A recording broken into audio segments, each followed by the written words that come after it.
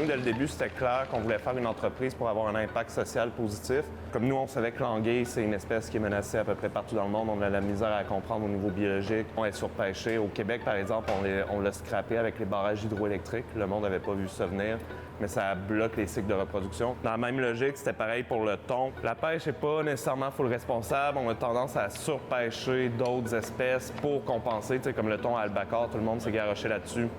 On pêche trop, alors on était comme on veut pas embarquer là-dessus, puis le thon qu'on utilise pendant 5 ans, finalement, on apprend qu'à cause de nous, en partie, là encore, il est surpêché.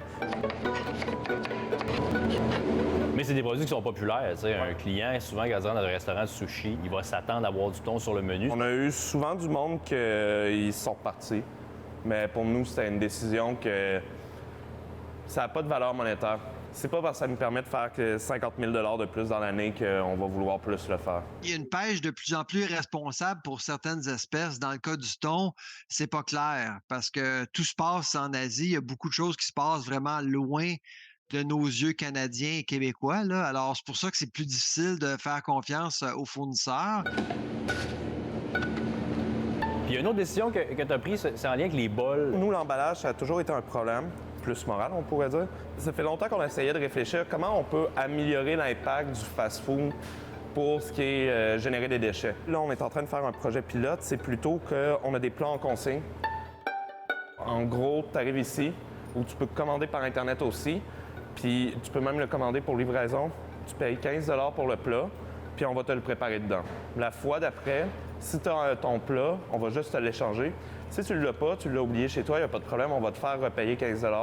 Mais le jour où tu reviens, puis si tu as 17 plats, on va t'ordonner, j'aurais dû faire un chiffre rond. 7 fois 15 $, ça fait... 355, c'est ça. 255.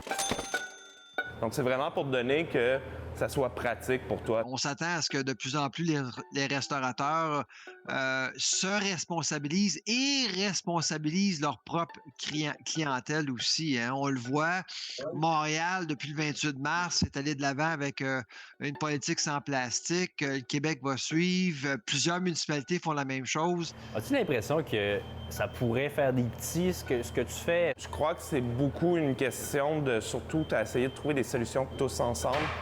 Il y a une initiative à Montréal que c'est ta tasse, puis c'est plusieurs qui ont leur tasse, qui partagent le même réseau de tasses, etc. Moi, c'est un truc comme ça que j'espère qu'il va se passer à Québec pour d'autres vaisselles. Plus on va avoir de vaisselle standardisée, etc., plus ça va faciliter le plus possible. On jette plus de vaisselle, on jette plus de plastique, puis on aide à garder la planète clean.